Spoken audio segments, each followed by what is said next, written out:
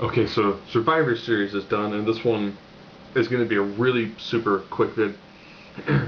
Everyone thought there was going to be a 4-on-4 match with Sinsterio and International Airborne, or International Airfare, whatever they're calling themselves, or no, International Air Raid, versus the teams of the Primetime Players and the Colognes. Well, they actually added more people to make it a traditional 5-on-5. So on the good guy team, you got the addition of Brodus Clay, and on the heels, you got the addition of Tensai. Yeah, pretty much the team of International Air Raid and Sinsterio pretty much demolished the entire opposing team. So 4 people survived.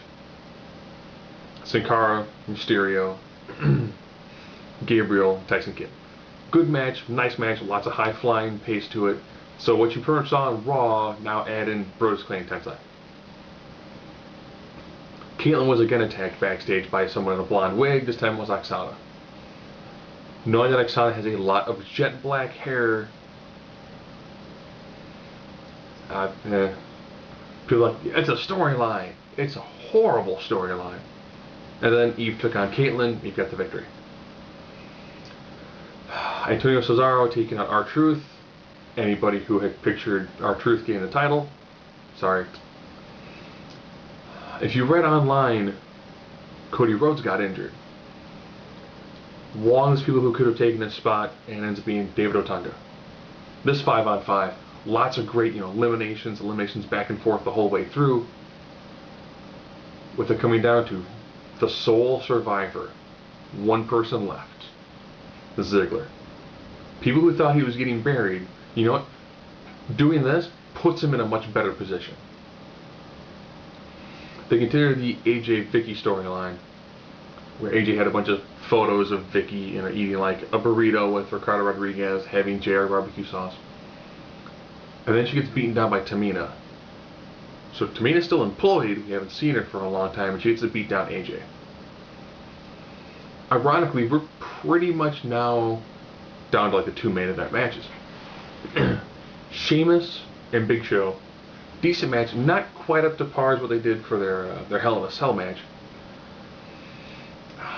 Show pushes the referee directly into a brogue kick,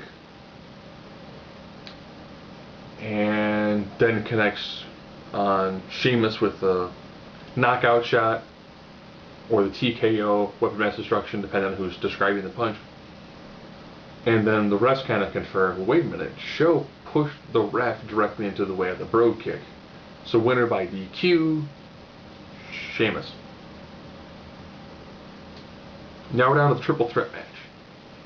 Like most triple threat matches where it's 2 faces and a heel, the faces began to beat the crap out of Punk. And then Punk's able to turn them against each other just long enough to kind of try to win this by himself. Ryback hits 2 shell shocks. Punk, Cena. Then he gets jumped by 3 guys in black. CM Punk then gets the pin on John Cena, 1, 2, 3. So if you watch the SummerSlam match where it was John Cena, CM Punk, and Big Show, where Big Show kind of hit, like the ending shot on John Cena, yanked out of the ring, and then you get the cover by Punk, pretty much the same sort of match. Now, I do have to read who they finally said, here are the people who are involved in this.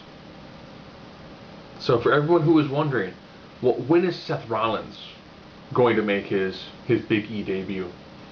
When is Dean Ambrose going to make his Big E debut? When is Roman Reigns going to make his Big E debut? The 3 guys in black who jumped Ryback and then put him through the Spanish announce table? Yeah, it was those guys.